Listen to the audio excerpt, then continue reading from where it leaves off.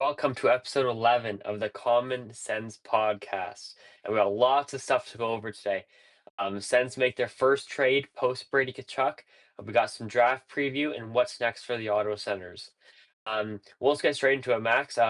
Sens make their first move post Brady Kachuk. They bring in William Eklund. They bring in Casper Haltinen and is it Brendan or Braden? Brendan? Brandon Svoboda, and they gave away the number 9 pick. What were your initial thoughts when you saw that trade come through? Yeah, initial reaction for me was definitely like the ninth overall. I thought that was maybe a bit pricey. I really like the player. Like I really like Eklund. I think he fits well into this kind of top six group of forwards.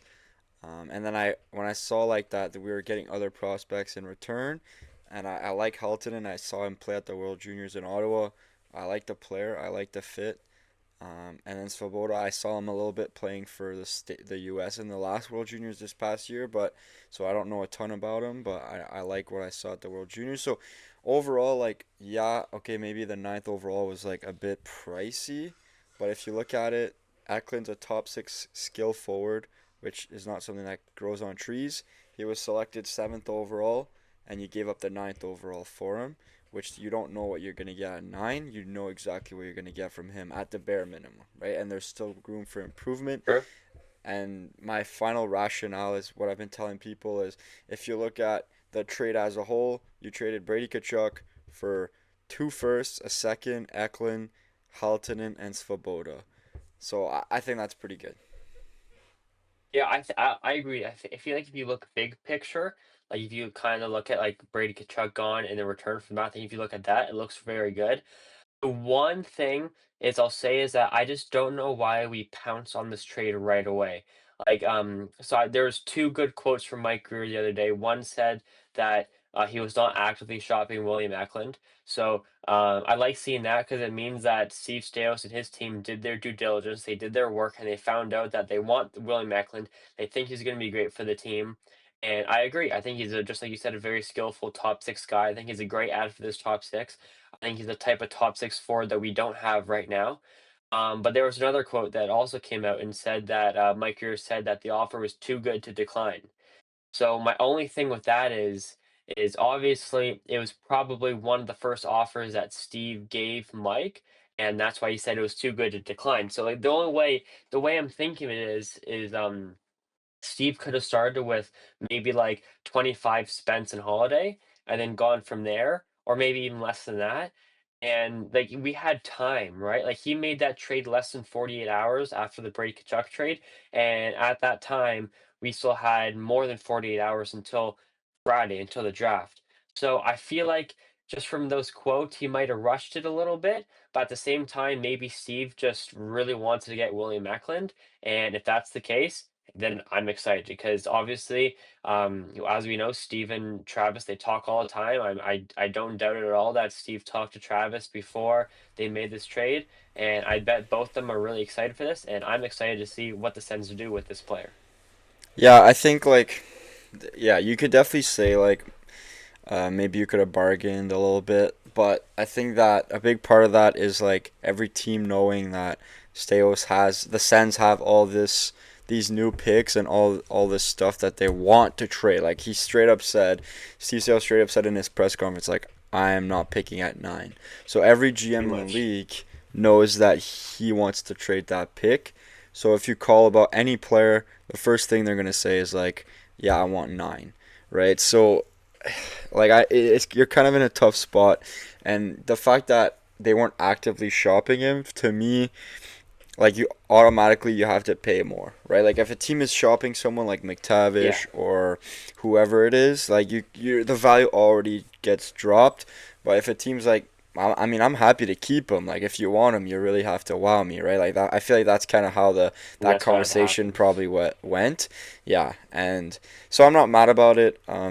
Yeah, maybe a top 10 pick is heavy, but like I said, you get a guy who was a top 10 pick not that long ago, and you know exactly what you're going to get. He fits into the age core of this group of players, right? Like he's exact same age as Timmy and Sandy. So I don't know. I like a lot about what this trade does for us, extending the competitive window, and just overall. I think it's a good way to like just let the fans move on from Brady.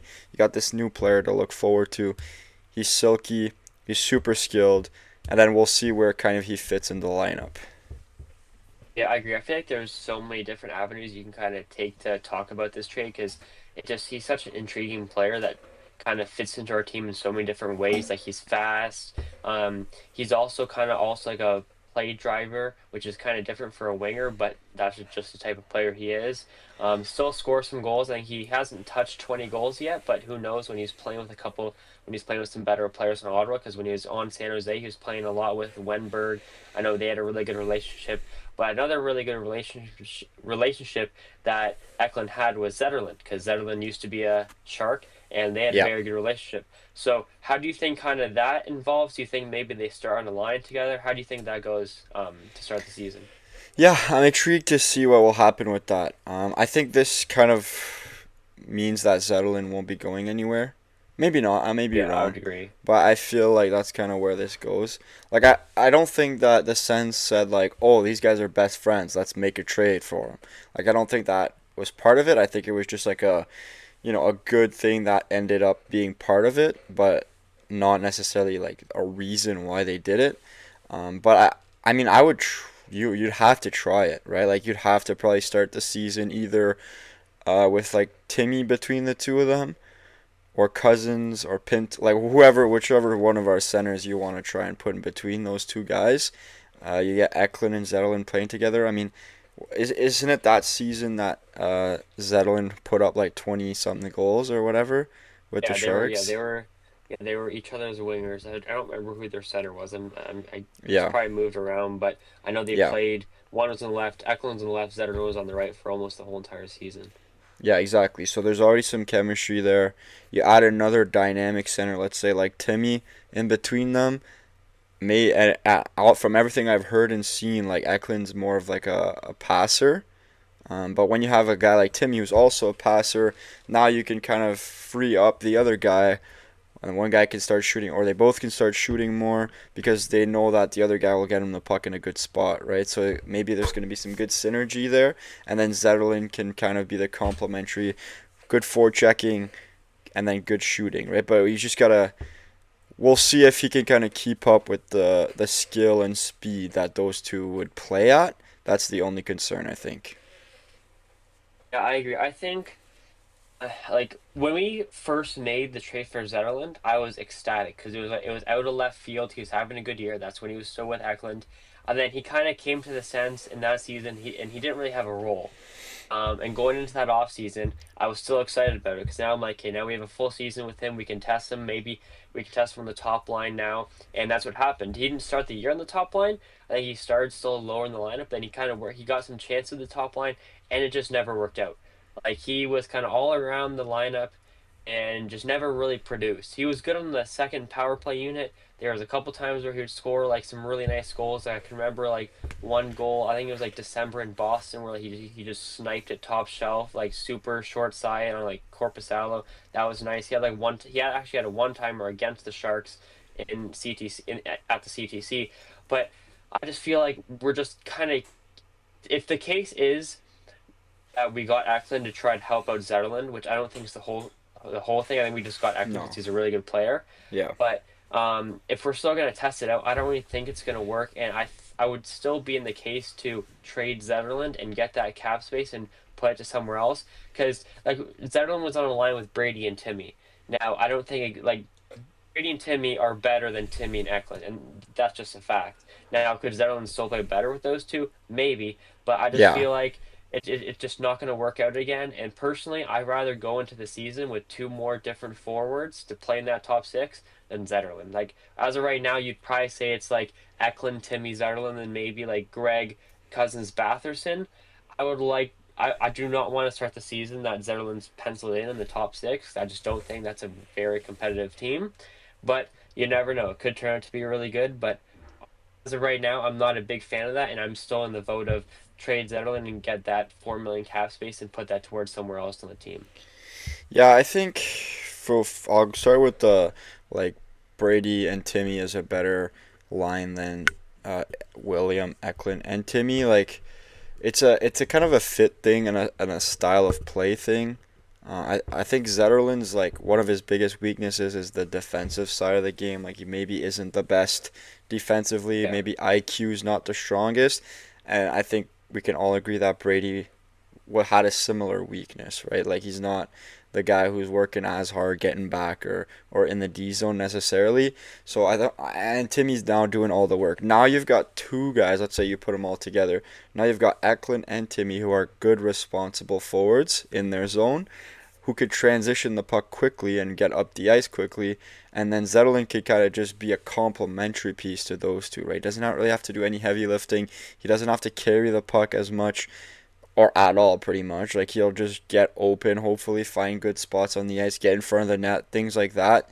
He may have to like alter his game a little bit, right? Like get to the dirty areas a little bit more, and just kind of be at the right place at the right time for those other two guys to find him and create plays. Because the creativity between Eklund and Timmy is off the it's gonna charts. be Like I very mean, good. Yeah, it's gonna be those very. guys are gross and like really skilled, really creative. So, yeah, I think it if he wants to put the work in and kind of alter his game maybe and refine in some areas where scoring more goals from 5 feet rather than from like the top of the circle, right? Like getting Yeah. down into those dirty areas and just being an effective player rather than trying to be like a sniper.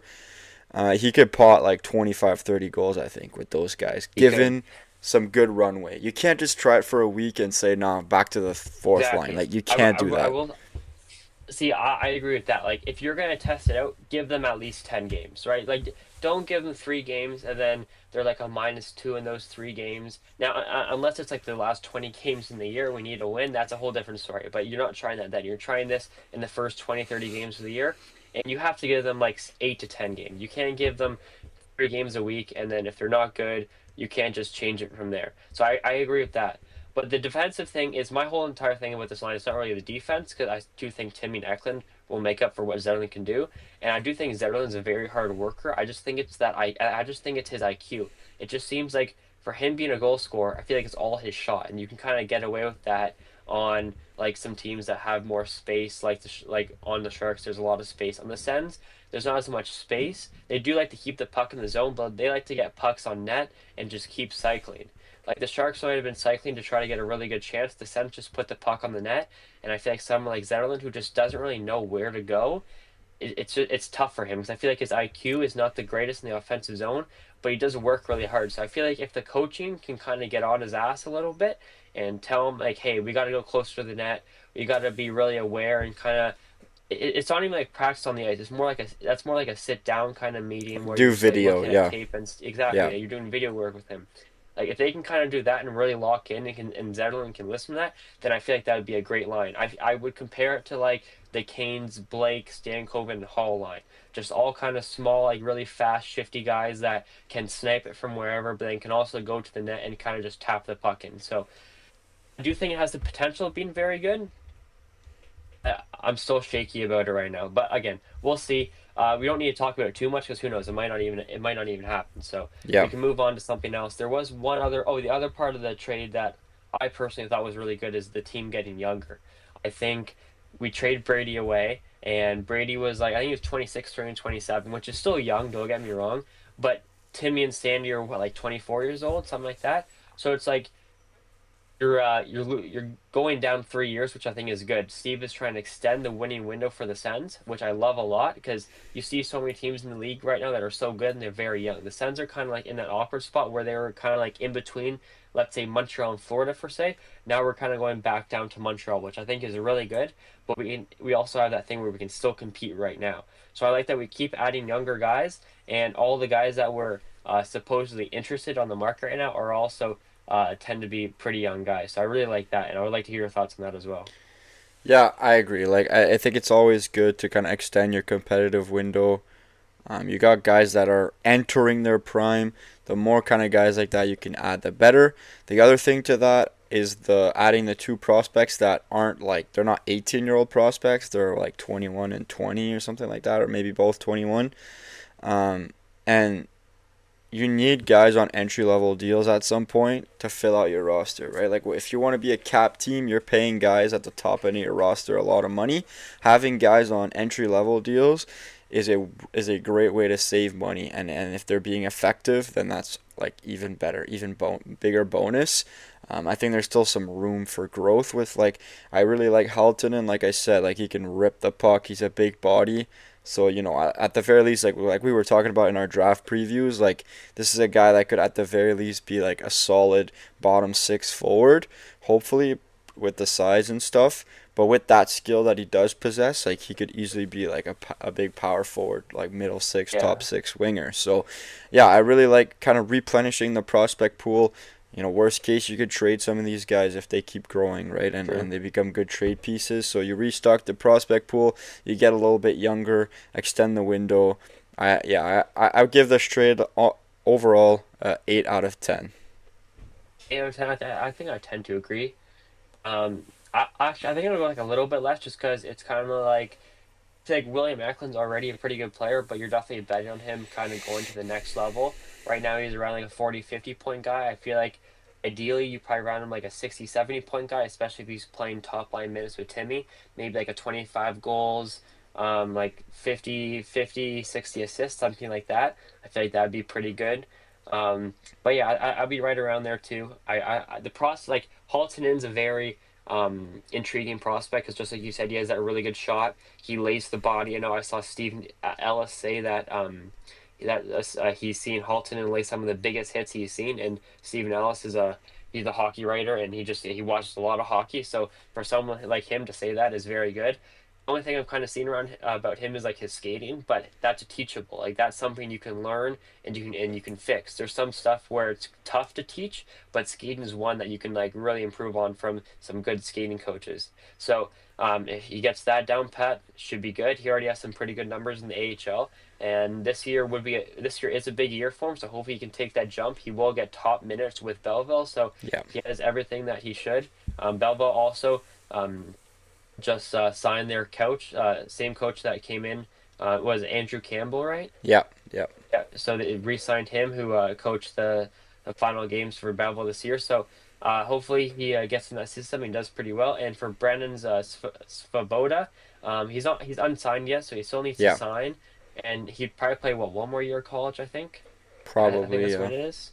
So hopefully he has a good year there, and then he can also come to the AHL and hopefully Belleville goes on a playoff run this year because that's something that the AHL team has lacked. So hopefully they can get a taste for some playoff hockey down in Belleville. Yeah. So anything else you want to say in Eklund before we move on to just some talk, like what else moves you want to make this offseason and stuff? Yeah. No. I'm pretty overall, like I think on the scale of where Sens fans, what I've seen kind of from Sens fans all over, I think I'm on more of the optimistic side of this trade. Like I like it, I'm pretty content with what we did with that pick, and when I look at it overall, big picture, the whole Brady Kachuk trade, I'm very happy with what Staios was able to do with a bad situation. So no, yeah, I'm very happy. Agree. I think another thing too that I'll mention is after you make a trade, especially when you're acquiring a player, not just draft pick, so it's nice to go look at what like like what the opposite team thinks, like what the Sharks fans thinks, and a lot of them were disappointed, but I think a lot of them were just because like Eklund was just like a team guy, like a big glue Yeah. guy.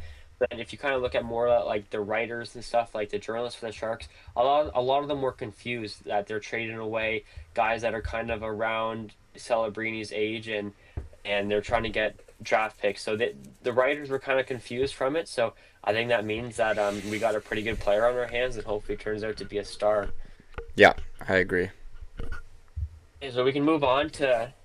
There's been I know I'm on Twitter a lot. I bet you go on it a good Yeah. amount too to kind of look at rumors surrounding some players. So I'm scrolling every single day, probably 10, 20 times an hour to see what's going on. So from the guys you kind of seen surrounding that the Suns are talking to, which to be fair, usually when we see players that we're talking to, we never get them because most of the moves Yeah. teams makes are kind of like out of right field. So But still, like out of the guys you kind of seen that the Sens might be interested, any guys that kind of stick out to you, or just like general wise, what else do you think this team needs to do to their roster before the season? Yeah, so I think if we're looking at what is kind of the next piece of business, I think it's pick 25. Like, what do you do with pick 25? Are you trading it? Or are you using it? And then Spence, I feel like that's a big moving piece, right? Like, what are you gonna do with Spence? You're gonna trade, re-sign, whatever that looks like. So I think Yeah. So you want to talk once about you, Spence for a second? yeah, Let's just talk about Spence for 1 second, because yeah, there was a Alex Adams came out with a thing and just talking about like Mason McTavish and if we were to make a trade for Mason McTavish, he thinks that um, Jordan Spence would be a part of it, and everyone did not like that. Now I'm in the minority here because I personally think if you look at the Sens decor as it stands right now, you got Sanders and Zoop, which are most likely going to be together. Then you got Shabbat, and as of right now, Spence is probably there. And then you got Clevin and Manton Palo maybe. So there was actually this one guy that I replied to one guy on Twitter and just like I just asked him like, where do you see Spence kind of fitting right now? He's like Shabbat or Clevin. And don't get me wrong, I think Spence and Clevin's a great pairing. I would love that. The only thing is he's asking for too much money to play there. Like my guess he's asking for around $6 million, which I think is yeah, fair for him. I think he deserves $6 million. I'd be fine paying him that. The only thing is where would he fit on this team? Yeah, $6 million cannot go on the third pair with Clevin. And I don't think him and Shabbat are a great pairing because we saw them get kind of picked apart against the Kings. Now, mind yeah, you, I know Shabbat was injured, and Zub was out, so there's kind of playing time everywhere. But I still think if our whole entire team is healthy, that Shabbat and Spence would be a kind of weak pairing for our team. So personally, I just don't think Spence really has a role right now with the Sens. I feel like he'd be good with Sanderson. I find it really tough that Green is going to take Zub away from Sanderson. yeah.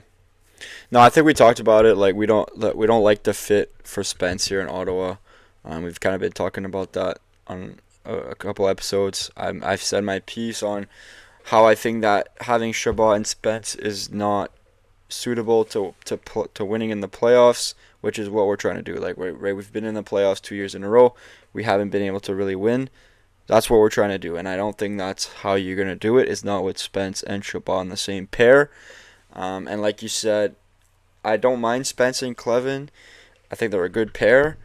I don't. Again, playoff hockey comes around. I want more size on that bottom pair, right? I think. Agreed. I think you look at Vegas, you look at Carolina. That's the blueprint. You look at Florida. There's no Jordan Spence patrolling their blue line, right? So, yeah, I think I like the player. He was really good for us, really serviceable. He showed up big in like the big moments when we needed him. But I think it's just time for him to go find a place where there's Agreed. not other small D's, and he could kind of be like the power play quarter, because like he doesn't even play on the power play here half the time, No, not right? PP1 or PP2, and he deserves that. Yeah, he's that. That's the kind of player you're looking at, and I just think there's too much value in him as a player to keep him here when we can trade, get something in return, and either use that to get something Exactly. else His or value is use him. super high right now. Yeah, exactly. Like we can easily get something good or trade him as part of a package for another forward. So yeah, I think it's time for, like we said, it's time for him to go, and now it's what does that look like? Is it with 25? Or is those two trades separate? Who knows? We'll see. As far as you asked me, like targets, I mean the obvious one that everyone's been talking about is McTavish. For me, I I don't want him. Yeah, I just have one more thing to say about Spence, and I'll go into McTavish because I have some stuff on him too. Is yeah, as of right now, it's Spence and Shabbat. The one thing with both those guys in the offensive zone is if they have the puck, they're going to try to find room. And sometimes if you try to find room, you got to skate. So they'll skate down low in the zone. And that happens, one defenseman has to stay back. And either of those defensemen, I don't really trust in a 2-on-1 or staying back because they're both. First goal for either of them is to find space in offense. They're both offensive defensemen, and you don't really want offensive defensemen paired up with each other. No. Then if one goes down, then you're leaving the other one up, who's already not great in the defensive. Well, I won't say like Shabbat's good in the defensive zone, but that's with a good pair with him, and Spence just isn't for that. Again, I feel like in an ideal world, I'd rather Spence than Shabbat, I know that's not going to happen. Yeah, no. So, like, it's just we're in a tough situation, and it's tough for Jordan Spence too because he came here to get playing time, and now we're shipping him off. We might be shipping him off already, so it's tough for him. It's tough for us. It's tough for everyone. But personally, I just think it's the best if we move on from him, and just like you said, we get someone with size, someone that can still move the puck with Shabbat, but someone that's defense first. If somebody's going on, you know that defenseman is going to be back there. Yeah. So yeah, that's just my take on it. Obviously, I'm in the minority because almost everyone I saw on Twitter it wants them to keep him. So who knows? We'll see what happens. If we keep him, I won't be mad. I'm just gonna be curious on how we utilize him. Yeah. Now for Mason McTavish, I'm just like you. I wouldn't say I don't want him. Again, if we get him, I would need someone else as well. Like if we go into this year with Eklund and McTavish being the two forwards we add, I would not be happy because I think as of right now, McTavish kind of fits in with those like 5, 6 middle six forwards we have right now. I think McTavish would fit very good on that second line pairing with Cousins. I feel like McTavish he's kind of like a worse Brady Tkachuk almost, a little bit smaller, but he still kind of like plays like dirty, goes in front of the net, almost kind of like a Ridley Gregg, just a little bit more offensive than Ridley Gregg. So I feel like he'd be good. I don't want to give up too much for him, and I don't want him to be the only other winger we get. I would rather something else. So I feel like I'd be happy if we got him, and I'd be happy if we don't get him. Like I feel like no matter what, I wouldn't really care what would happen. Yeah, I just think he's a natural center. We have enough centers. So now you're kind of forcing him out of position. Um, and again, we talk about like all these players that we get linked to. I think McTavish is like the worst kept secret. We keep getting linked to him all the time. His dad works in the org, like all this. I I don't see it. Like we never go for the person everyone thinks. So I just don't think it's something that we're gonna do. Um, so yeah, I think there's better options out there. Um, I think I mentioned in the Brady Kachuk pod, was it in that one where we talked about the Kachuk trade, where we're talking about potentially getting Kent Johnson. I like that fit a Yeah, you lot. love your boy Kent. Yeah, I think it's kind of a buy low and hope for like a big jump with him. Now that we got Eklund, maybe a little bit, maybe a little less on that train because I think we need a little bit more size. And now Alex Tuck just went yesterday, so that option's off the table, which is something we had thrown out there. So now, I'm fine with yeah, that though. It's a yeah, huge that's a lot contract. of money. Yeah. So now I'm looking at maybe offer sheets to Maverick Bork. I would like Work that. would be nice. He's a really good player. Again, more of a natural centerman, so you're kind of forcing him out of position again. But you can whatever. Like things can move around. You can make things fit. You can make good players fit in different spots. But yeah, I don't know. Do you have anyone else like that you're thinking? Yeah, I really want this guy. I feel like it was. I more had people in my mind when we still had that number 9 pick. I was really high on Marchenko. I don't really think we could trade for him now. I mean, if we can, I would do that. But I'm just like you. I think we need size. Now, I think we need size and goal scoring, but it's tough to add those together because I still feel like I mean, like we already needed a goal scoring, and as of right now, if you take away Brady, which I mean we did take away Brady, so I feel like as of right now we kind of went even more back in the goal scoring. Um, but I think my ideal off season right now would be I feel like this team needs a top dog, and don't get me wrong, I know it's so hard to get it, and it might not be Jason Robertson, just like we said, like Steve Staois. Um, he kind of goes out of left field with everything, and there's not really any other top dogs out there that I see us linked to. And even going back to like mid-season, like I always listen to 32 Thoughts, and Elliot Friedman saying all year, like watch the Sens to make a big mid-season trade. Watch the Sens, watch the Sens. Even around the trade deadline, watch the Sens. They could make a huge trade, and we still haven't got that. I think Steve Staois wants to make a big trade for this group. I think he wants to show the group that he believes in them. Now, what I'm seeing with Jason Robertson is it seems like he doesn't want to come here, but if we give him a boatload of money, that could change. Like if we give him like 7 times 15 or something like that, it could change. But then we still have to give up 4 first round picks. I don't really Yeah, know if I want to do that. that's heavy. But exactly, I just feel like this team needs a top guy like that. Though I feel like that's what like in this right now in a series against Florida, right? we're probably going to lose that. We don't really have the guy that we're going to go to. Batherson, as of right now, is our goal scorer, and I don't really trust him in a huge series Well, against them. Like, here's I what just I'll think, argue. So Carolina this year had, I think, 20 goal scorers, something like that. I think during the Six, season, I think during the season they had 9. 9. Okay, yeah, I thought it was 9, but then I'm like, wait, that seems like a lot. But no, yeah, It is 9. 9. It's a by committee, right? Like, who's the top guy you're talking about on Carolina? I mean, like, you're not wrong, but if you look at Seth Jarvis, like, he is like 35 plus goals, like 3 straight years. A hundred He is a percent. top. He's very But now now, in the playoffs he didn't show that, but exactly, like he's Team Canada player. 100%. But Timmy is that guy for us. He's our number one. He's Timmy's our our he's our Aho. Yeah, but like Timmy he could score more. Like I 100% believe that he could Damn, be a 100-point same with player. Sebastian Aho though. Sure, Let me 100%. search it. Like But these guys have even been at it Svechnikov, for he's like like 30 goal guy. 8 years, right? Something like that. Like this Carolina core has been together forever, and they've been adding and chipping away at it and adding different things, and their goal scoring comes from all over the place, third line, second line, all over, right? So I agree with you that, getting a star player to like a Jason Robertson type to put on that first line, put on the first power play, like you're guaranteeing yourself 35 goals a season, like that'd be unreal. But those guys don't grow on trees. So Exactly.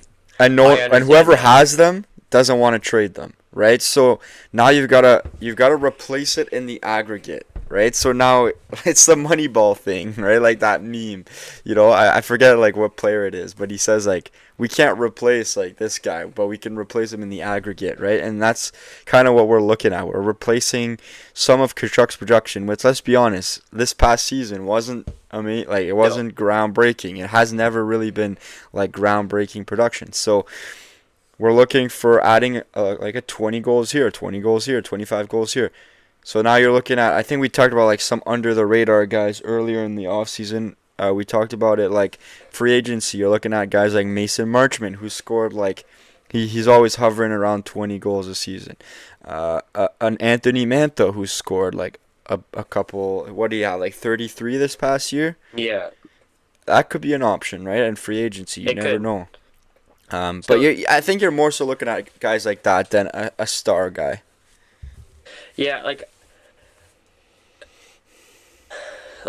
you're not wrong. Don't get me wrong, but that's just my because I hear Svechnikov the past 3 years, 31, 2019. That's not too good. Jarvis, 32, 32, 33, and then Aho, 27, 29, 36, 36. Like, don't get me wrong.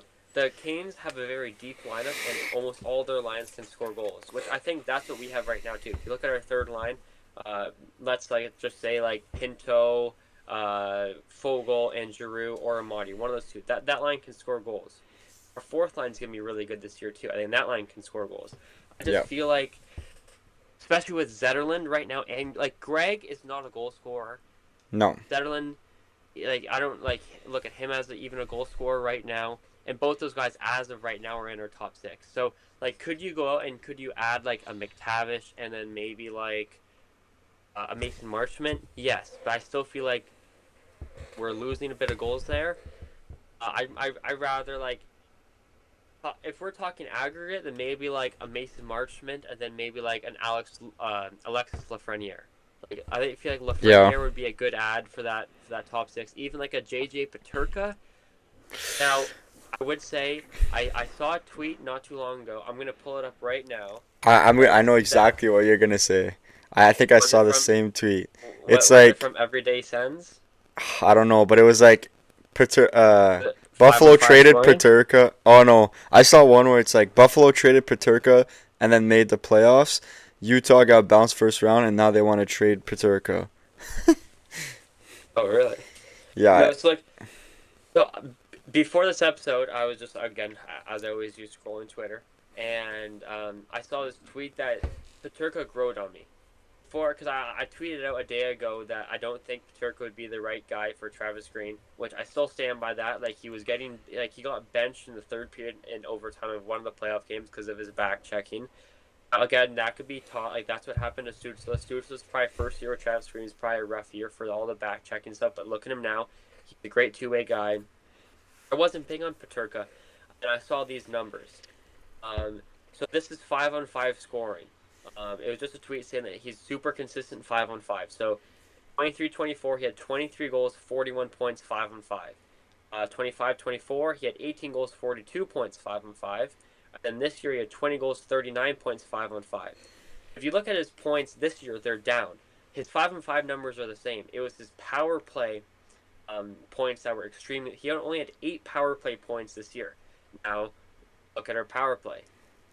Brady Tkachuk is off the team. We need someone to go on that power play one now. So there's an opening there for someone like that. Now it could be Eklund. Eklund could be a PP2 guy too. So like there's other guys that can come in. But if you're looking for scoring, Paterka could be a guy, and just like he's friends with Stutz, so they would have chemistry there. If we're trying to build like the only friendship team, then that's the guy you go and get. But I feel like my A plus off season for the rest of this year would be a 35, like a consistent 35 goal guy. It would be like some other kind of like a Mason Marchment type player in the top 6. Then okay, I shouldn't ask for too much. So let's just go 35 goal guy, big right shot defenseman to play with Shabbat, and then the backup goaltender. That's like A plus. I'll ask you this: would you trade Ridley Gregg 1-for-1 for Paterka? Turk is a right shot, right? I think he's the left, but not 100% sure. Let's see. Are you searching that up? Yeah. Okay.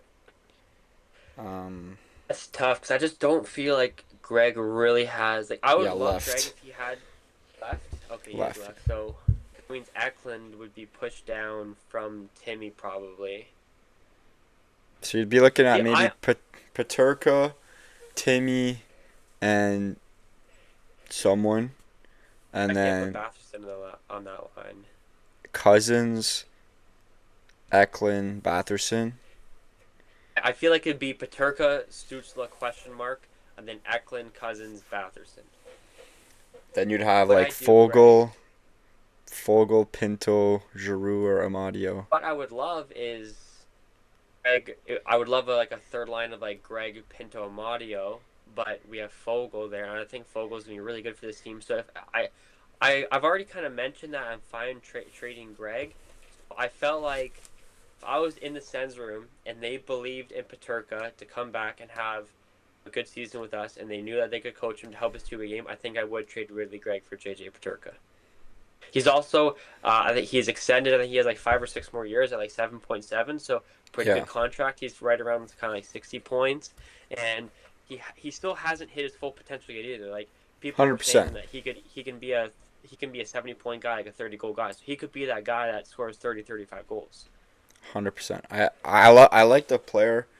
I think there might be a bit of a, like you said, I don't want to say attitude, but you know, something that hasn't worked in 2 different places, right? Like it didn't work in Buffalo, hasn't worked in Utah particularly. So yeah, but I think the pipeline in Utah was kind of jammed, and in Buffalo, right? Like on that left side. So now you have a left side that is wide open here in Ottawa, basically.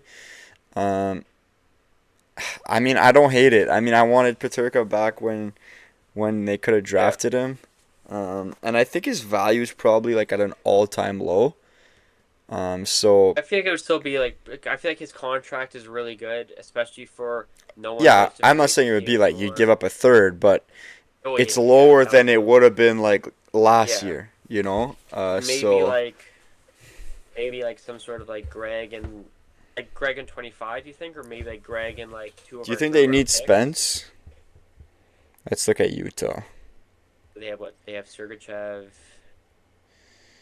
Who do they have that's like offensive? Let's see. Defense is Sergachev, Uyghur, Schmidt, Marino, Cole, Dursey. Yeah, that right side's pretty locked up. Yeah.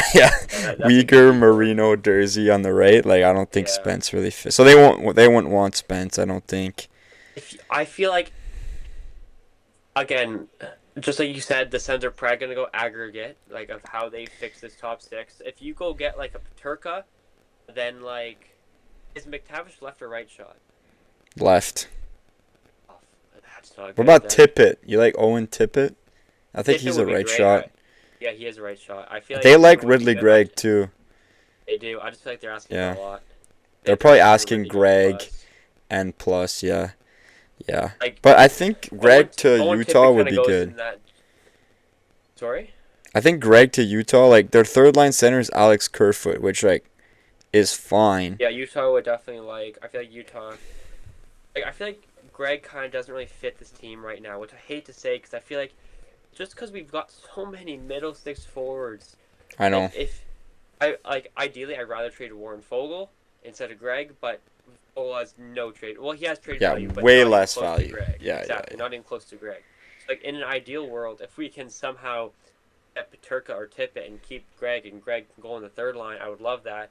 As I mean, no one like Greg. Greg is 31 teams hate him except for the team he's on, and that's the guys you want on your Yeah, and team. you want that. Those like the Brad Marshalls.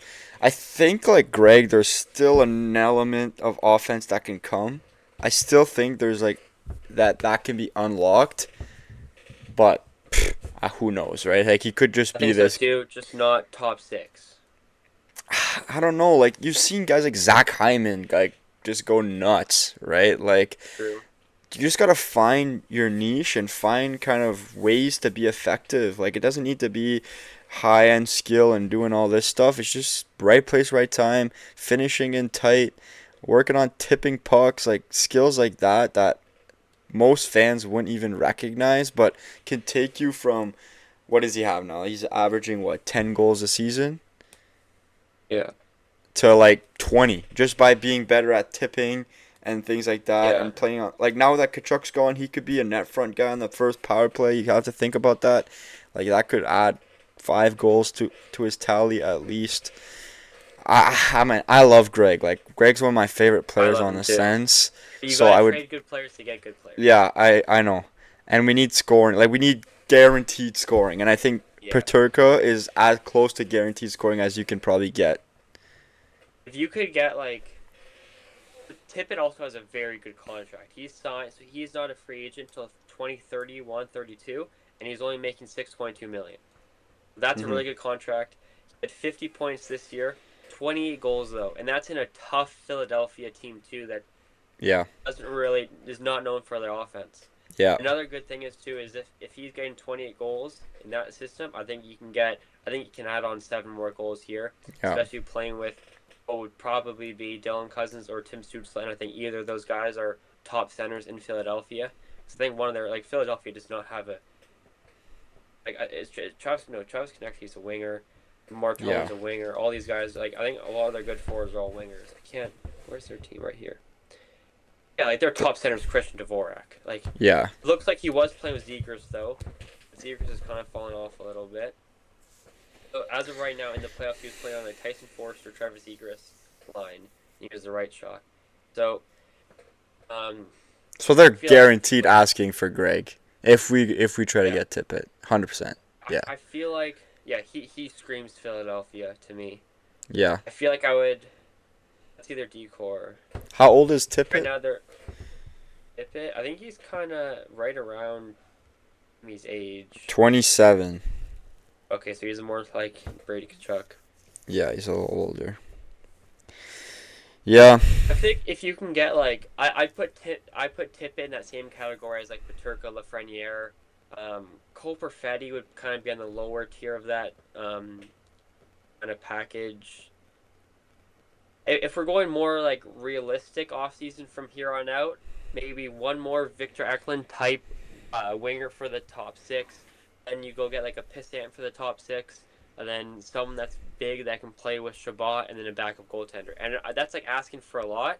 I feel like with our assets now, like I feel like our top trading assets right now, like players wise, are Jordan Spence, Ridley Gregg. I think Holiday's there because he doesn't like unless you want to put him on the fourth line. But I feel like you can get more value for Holiday in a trade You than think keeping Holiday him on the could fourth line center. just thinking about Holiday, like do you think he could be like a, you know, unlock a little bit of offense and get him up. But I mean, unlock offense. He gets a ton of assists. He does. Like if you give him a shot in the top six, I feel like I feel like yes, but are we? Do we really want to test that going into the season? Because then hypothetically, it doesn't work, and then we're yet again looking for someone to play in the top six, and we were doing that last year, and look what happened. We weren't able to make a trade, and we knew that the yeah, Sens were out there trying to make a trade. yeah. But I like the player when he did play I for us. loved Like Holiday. he was really good at having the puck on his stick. Like he has the puck on his stick a lot when he's Very, on the especially for ice. being a rookie. So like I wouldn't have him with Timmy, but I'd have him with like a Cousins Batherson. Like he'll just hold on to the puck and find those guys, I right? think he'd be good with Cousins Bath. I don't think you're wrong. I just don't know if we're kind of in that area where we kind of want to test that out. Like, I would love to keep Holiday. It would have to be the right trade to trade him away. But I feel like Yeah. Holiday is some like he's our top. If you want to call him a prospect anymore, I don't know if you want to call him a prospect, but if you do, he's definitely our top forward prospect by Yeah. far. And he might even be like our second overall Like I feel like Yakimchuk's obviously number one, and I'd put Holiday at number two right now. Like Yeah, I I'd put think so. Holiday above Hensler. Yeah, I like him a lot. I like a lot of what he does. I just think play him on the four. So here's what I'll say about him. Like to just close out on Holiday. If you're gonna play him as a fourth line center, might as well capitalize on the value and trade him. If you believe in the player and you think he can give you more than that, I say give him a chance. But we don't know what the Sens think, and so yeah, he might be a good trade piece. But again, we did this after the Kachuk trade when we were talking about what they could do with those picks, and we suggested a bunch of guys, and then they went traded for Eklund, which we did Exactly. not So who knows? mention. So yeah, who knows? Exactly. Like they could go and pull out Who knows? Ricard Raquel. I mean, they That's have been been kind of talked linked to about. Raquel a little bit. They could Exactly. go and get like I don't even know. Just Kyle Connor, baby. Kyle Connor. Like pull a name out of a hat. Gabe Velarde. Actually, we did say Gabe Velarde and Yeah, Cole we did. Perfetti. We said So Gabe Velarde. No one else has said Gabe Velarde. exactly. So maybe we just It know would be nice stuff. because he's kind of like that guy, and I feel like Gabe Velarde would work perfectly on our power play too because And kind he's of a the right guy shot. for the Jets. Yeah, he's a right shot. And he also, I'm pretty sure he plays the same role in the power play that Brady did. Like, he was kind of always Yeah. in front of the net. He would always get, like, some tap-in from Shifley below the net or some rebound from Kyle Connor. That'd be sniping it. So, sick. yeah, exactly. He's, like, I feel like Gabe Velarde is one of the most underrated players in the league. You never hear his Yeah. name talked about, and he's, like, consistently right around 30 Plays goals in for the past 3 Winnipeg. years.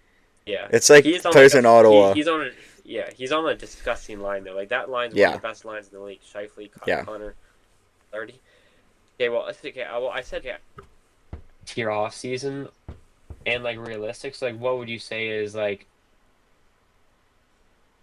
your like as of right now? If you're Steve Staois, what do you think the Sens are going to do for the rest of the off season, or what would you do? Yeah, I'm looking to add at least one more forward, top six forward, and potentially, if the market is right in free agency, I would add another middle six guy. And then obviously we talked about the right shot D and the goalie. That's for free agency, I think maybe. But you could add a right shot D from a trade, maybe a package or something.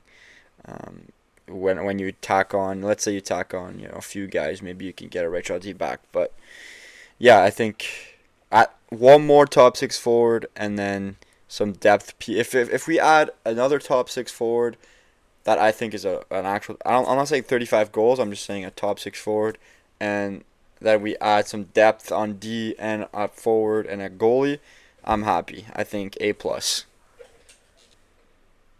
So I think I would agree with you a lot. I think kind of one or two more players for the top six. I feel like one kind of more like A to like B minus A kind of top six forward, then another guy with like some sandpaper like a Mason Marchment. But I saw some reports saying that a lot of teams are looking at Mason Marchment right now, and he's one of the top free agents out there, so he might get super overpaid. So we'll see.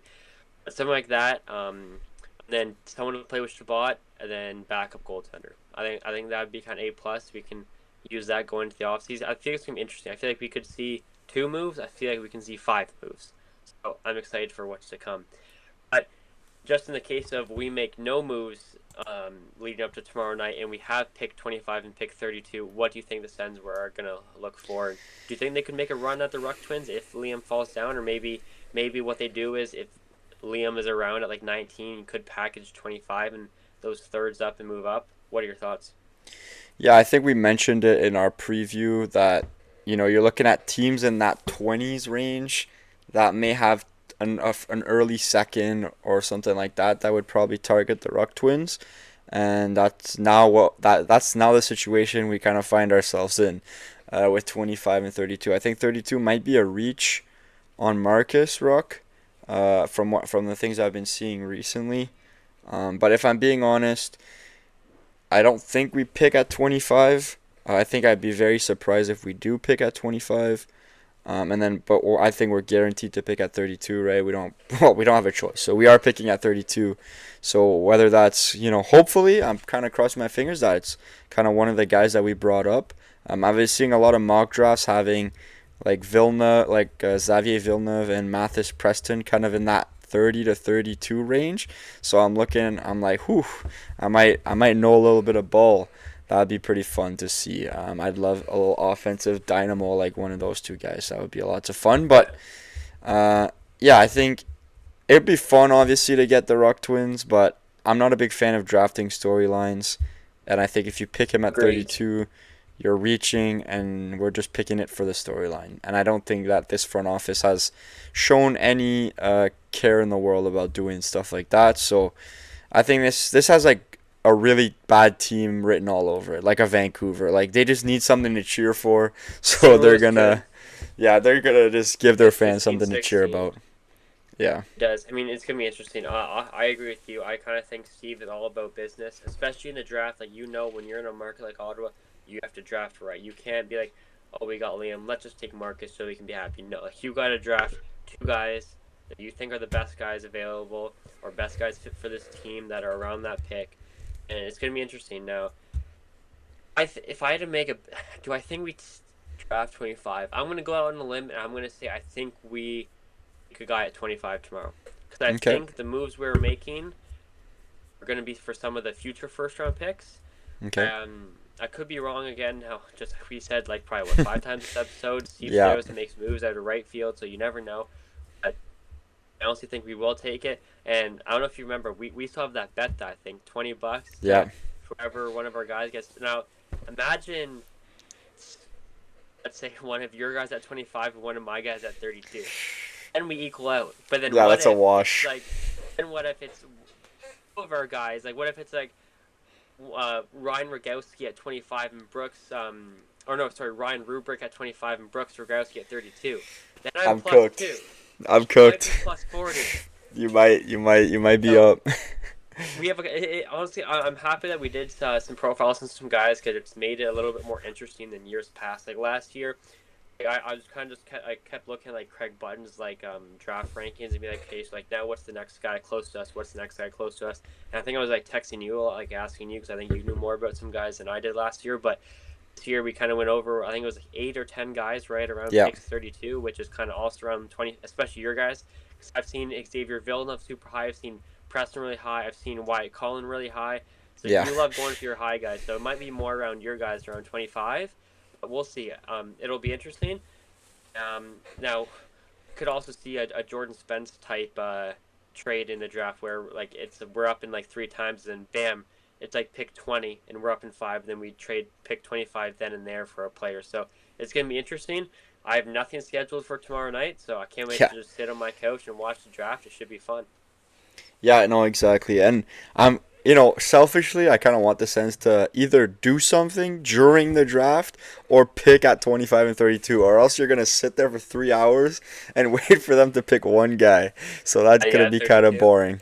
Yeah, so I hope they if Steos is nice, he's going to wait to make moves at the draft floor and, well, not at the draft floor, at the draft Zoom.